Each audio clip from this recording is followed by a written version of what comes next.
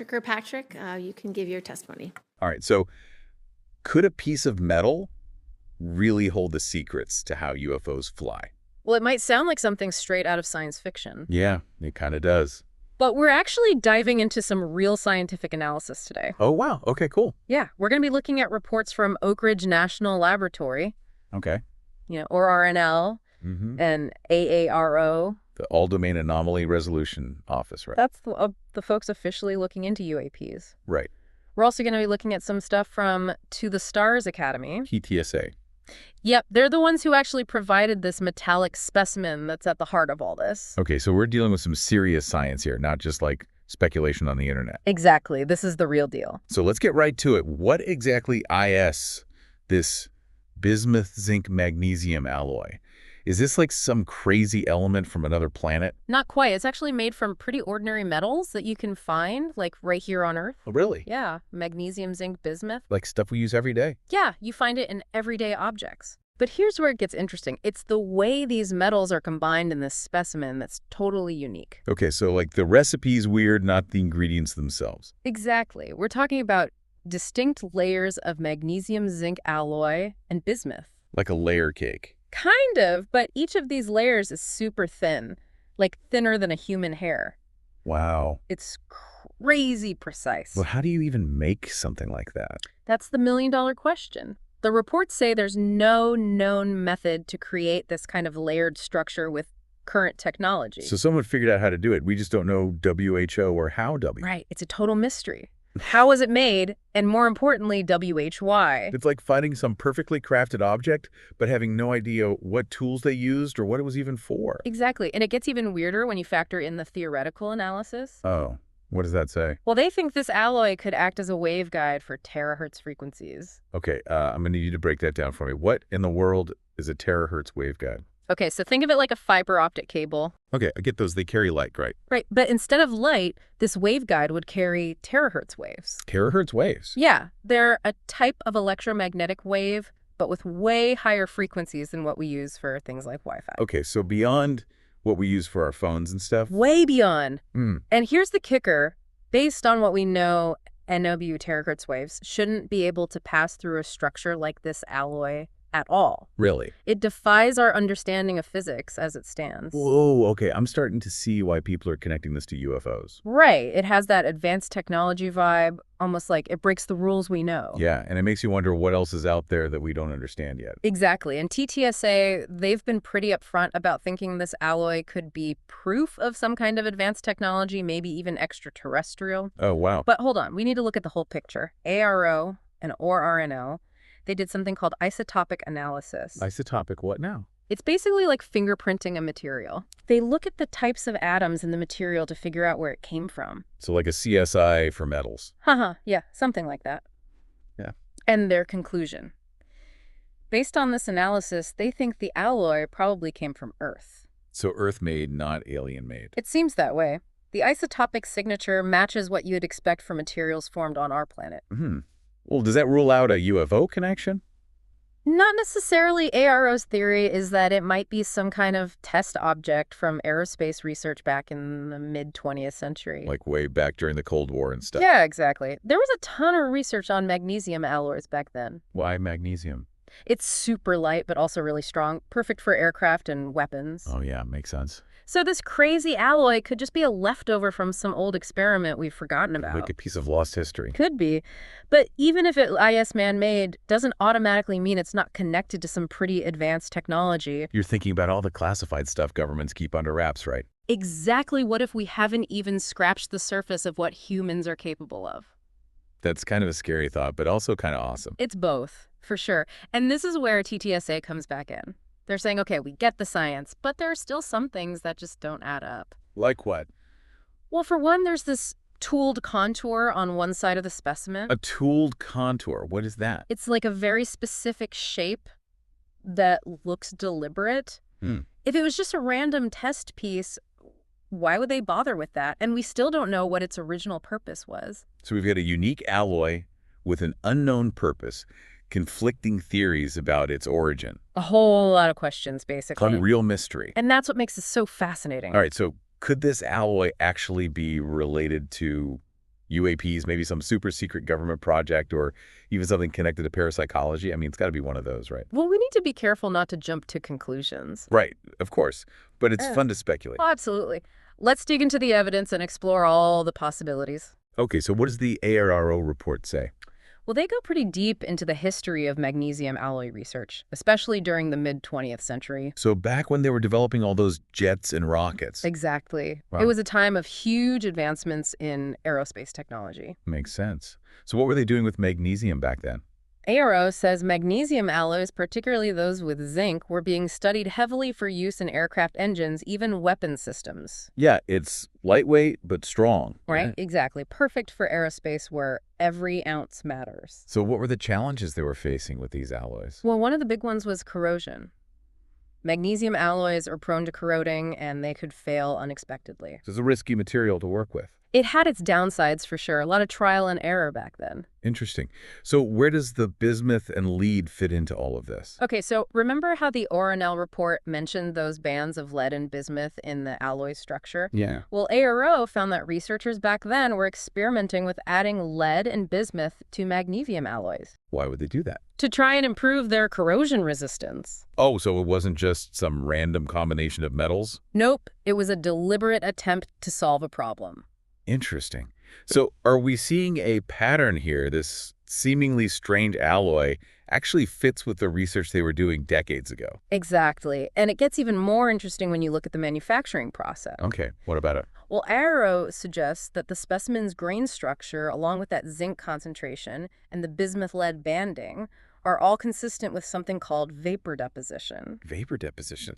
Sounds pretty high-tech. It was cutting edge for the time. It's a way to create thin films of material, but it wasn't perfect back then. So they were still working out the kinks. Right. Creating perfectly uniform thin films was a challenge, so imperfections were more common.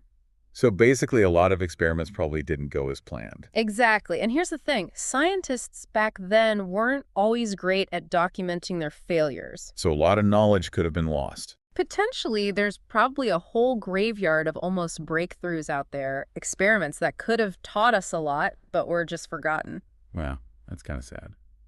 It is ARO even speculates that a lot of experimental magnesium alloys from that era probably failed for reasons they didn't fully understand at the time. Like what? Things like stress corrosion cracking, where the material breaks down under pressure.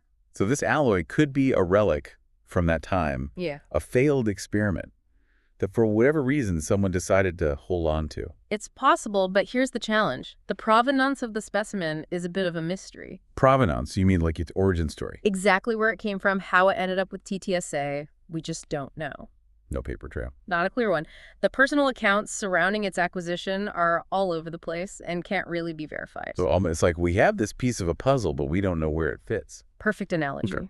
This lack of provenance makes it really hard to connect this specimen to a specific research project. So we're kind of stuck. Well, not entirely. We can still learn a lot from the specimen itself.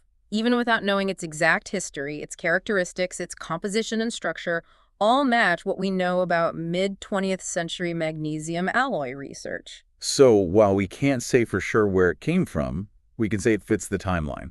Exactly, and that leads ARO to conclude that, while unusual, this specimen is most likely from Earth. So they're saying it's probably not alien technology. Right, their working theory is that it's probably a test object from some forgotten research program or a byproduct of manufacturing, maybe even a part used in some kind of aerospace performance test. So ARO, with all their access to government records and historical data, is leaning towards a more grounded explanation. Right, they're playing it safe. But TTSA isn't convinced. Not entirely. They acknowledge the scientific analysis, but they're still pointing to those unexplained features like that tooled contour and the fact that we still don't know what it was used for. So they're saying, keep digging. There's more to this story. Right. They believe further research is needed to get the full picture. Okay, so we've got two perspectives. AERO suggesting a terrestrial origin tied to past research, and TTSA pushing for more investigation, leaving the door open for something more exotic. Yeah, it's a real head-scratcher. All right, so let's talk about those more exotic possibilities. Could this alloy really be connected to UAPs or those super secret special access programs we hear about? And what about that potential link to parapsychology? Okay, let's dive into that. But remember, ARO's main focus is figuring out what UAPs are and if they pose any kind of threat. Right. So they're looking at this alloy from that angle. Makes sense. What about TTSA? Well, they're a private organization, so they have more freedom to explore different theories, to connect the dots in ways that government agencies might not. So they're approaching this from different angles. Exactly, and that's a good thing. It gives us a wider perspective. Okay, so let's start with the UAP connection. This alloy has properties that shouldn't be possible, according to what we know about physics. Right, that potential to act as a waveguide for terahertz frequencies could have huge implications for advanced technology. So even if it's not alien tech, it could still point towards something we don't fully understand yet. Absolutely. Okay, now what about those special access programs, the SAPs? Ah, yes, the super secret government project. The stuff that's so classified even AARO might not know about it. Potentially, it's possible that research into materials like this alloy could have been happening within a SAP, maybe for something like advanced propulsion or other technologies we can only imagine. And that would explain why there's no clear documentation, why the chain of custody is so And it all gets buried under layers of secrecy. Okay, so that's UAPs and SAPs. What about the parapsychology angle? How could a piece of metal be connected to things like ESP or telekinesis? This is where it gets really interesting. Remember how the source material on bipolar disorder mentioned that zinc and magnesium are concentrated in areas of the brain related to emotion and cognition? Yeah. What if this alloy, with its unique structure and its potential to manipulate terahertz frequencies, could somehow interact with brain activity? Whoa, that's a wild thought. It is, but think about it. Our brains operate on electrical impulses, which are a form of electromagnetic energy. Right. And terahertz waves are also electromagnetic energy, just at a much higher frequency. So maybe there's some kind of resonance or interaction happening there. It's highly speculative, but it's a question worth asking. We still don't understand everything about the brain and consciousness, and this alloy could open up new avenues of research in those areas. So we've got potential connections to UAPs, classified research programs, and even parapsychology. It's like this alloy is a key to unlocking all sorts of mysteries. That's a great way to put it. But before we get too carried away with speculation, let's bring it back down to earth for a second. Yeah, back to reality. Yeah. What if this alloy is just a product of some old research project like ARO suggests? Right. No aliens or psychic powers involved, just good old-fashioned human ingenuity. So what does that tell us about ourselves and the potential impact this kind of technology could have on our lives? That's what we're going to explore next. Awesome. Can't wait. Me too. This is where it gets really exciting. So even if this alloy is just a product of some old research, what does that tell us about ourselves and the potential impact this kind of technology could have on our everyday lives? Yeah, that's a good point. Even if it's not aliens, it's still pretty amazing, right? Like, what could something like this mean for regular people? Well, it all comes back to terahertz technology. Right. We talked about that earlier, but I think we need to dive a little deeper. Agreed. It's often called the last frontier of the electromagnetic spectrum. It sits between microwaves and infrared light. Okay. And for a long time, it was really hard to work with these waves, like to generate them and manipulate them. Oh, so it's like we knew it was there, but we couldn't really use it. Exactly. But recent advancements have changed all that. We're starting to figure out how to harness the power of terahertz waves. And what kind of power are we talking about? What could this do for us? The possibilities are pretty mind-blowing. Let's start with communication. Think about 5G. Super fast, right? But terahertz frequencies are way higher than what 5G uses. That means they can carry a lot more data. So even faster internet. Exponentially faster. We're talking download speeds that are practically instantaneous, streaming without any buffering, video calls that are crystal clear. Okay, that's impressive. Yeah. But faster internet isn't exactly a new concept. What else you got? It goes beyond just speed. Terahertz communication can also penetrate obstacles that block other types of signals. Really? Imagine having a reliable high-speed internet in remote areas, disaster zones, even underground. Wow, that would be a game changer for so many people. It would revolutionize how we connect and access information. What about healthcare? I know there's been a lot of buzz about terahertz imaging. Terahertz imaging is one of the most exciting areas of this technology. How so? These waves can pass through a lot of materials that block visible light, but unlike X-rays, they're not harmful to living tissue. So it's like a superpower for seeing inside things. Pretty much. It opens up incredible possibilities for medical diagnosis and treatment. Like what? Give me some examples. Well, we're talking about the potential to detect cancers at much earlier stages. That's huge. Right. When they're much easier to treat, Terahertz waves can also be used to analyze the composition of tissues and detect abnormalities that other imaging techniques might miss. So it's like a whole new level of medical imaging. Exactly. Safer, more detailed, more powerful. It sounds like terahertz technology could completely change how we approach healthcare. It has that potential, Yeah. and it doesn't stop there. Oh, there's more. Oh, yeah. Think about security screening. Terahertz waves can detect concealed weapons or explosives Right. without the need for those invasive pat-downs. So airport security could be faster and less of a hassle. Exactly. I'm liking this terahertz technology more and more. And we're just getting started. It can be used for quality control and manufacturing to find tiny defects that are invisible to the naked eye. Oh, wow. It can even be used in art conservation to analyze paintings and sculptures, What for? to reveal hidden layers or damage that needs to be repaired. So terahertz technology can impact almost every aspect of our lives, from how we communicate to how we get medical care to how we experience art. It's pretty amazing, right? And the craziest part is we're just scratching the surface.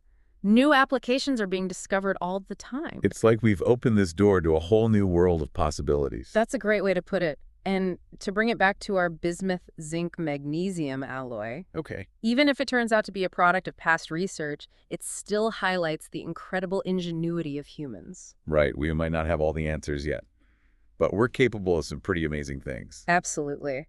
And it's a reminder that there are still mysteries hidden all around us just waiting to be discovered.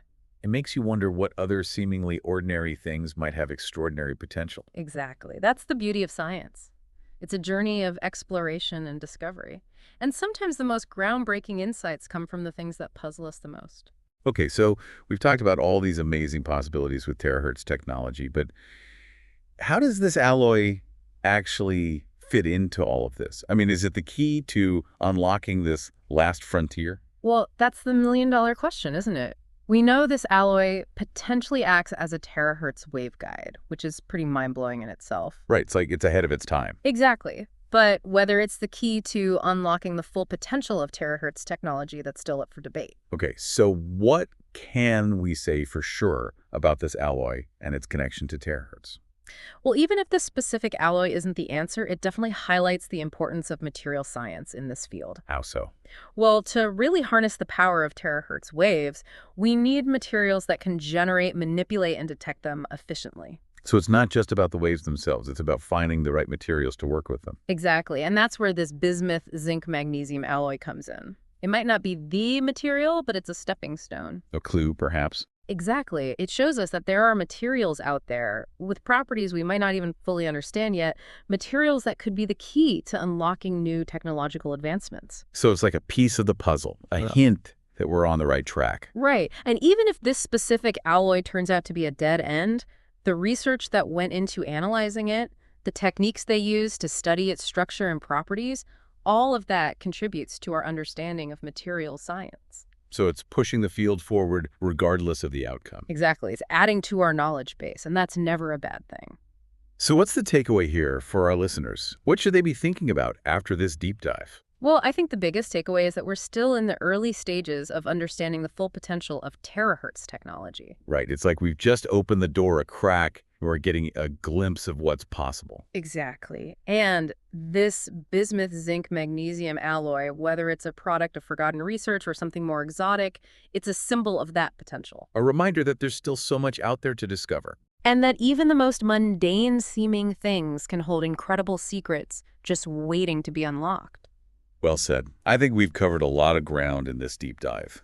We've gone from a mysterious piece of metal to the potential of terahertz technology to reshape our world. It's been quite a journey. It has, and I hope our listeners have enjoyed coming along for the ride. As always, we encourage you to dig deeper, explore the source material, and draw your own conclusions. That's what the deep dive is all about, sparking curiosity, encouraging critical thinking, and leaving you with more questions than answers. So until next time, keep exploring, keep questioning, and keep diving deep. I would have been on top of the charts, but it's politics. You do some gimmick shit and post, you get a lot of clicks.